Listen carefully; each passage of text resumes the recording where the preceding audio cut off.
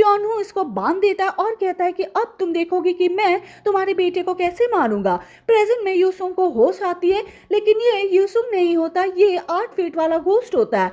Yuri और गैंगचर market में आए हुए थे। गैंगचर यूरी के लिए एक चीज को लेता है, इसको पहनाता है और कहता है कि इसको तुम हर रोज पहनना। यूरी तभी पास में एक झोपड़ी को देखती है, इसके पास आती है और इसको ये बताती है कि लोग लेटर पर अपने विश को लिखते हैं और झोपड़ी पर टांग देते हैं। जब झोपड़ी को जलाया जाता है तो लेटर जल जाते हैं और बताया जाता है कि इससे विश पूरी हो सकती है।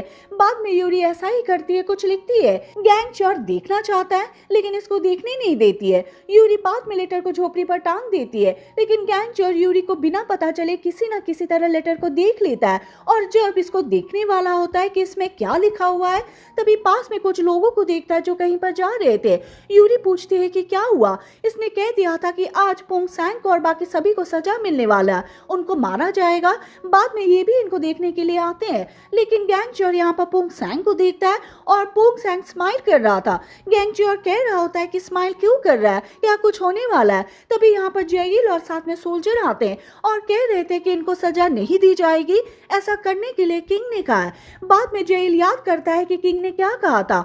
यूसुंग जो कि 8 फुट वाला घोस्ट होता है, वो कहता है कि पोंग सैंग ने मेरी पत्नी को नहीं मारा, वो तो यूरी और साथ में गैंगचर है जो कि युएन गैब है, उसने मेरी पत्नी को मारा है। उन दोनों को पकड़कर यहाँ पर लेकर आओ, हमें उन्हें मारना होगा।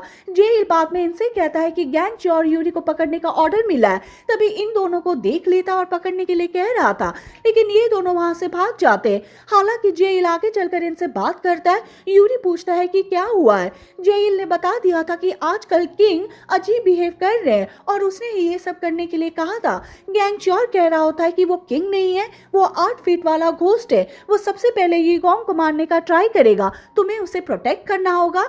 हम दोनों वॉन यू के घर पर जा रहे हैं, तुम यीगोंग को लेकर वहीं पर आ जाना।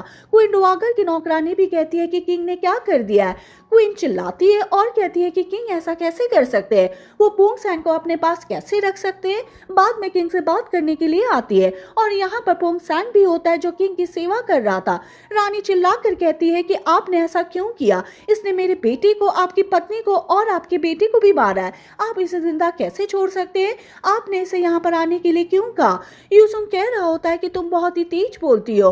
बाद में इसके पास आता है, इसको पकड़ता है और कह रहा होता है कि मैं तुम्हें नहीं मानूंगा क्योंकि तुम इनके वंशज के नहीं हो, लेकिन ऐसा नहीं है कि मैं तुम्हें मार ही नहीं सकता। अगर तुमने अगली बार ऐसा कुछ किया तो मैं तुम्हें मार डालूंगा।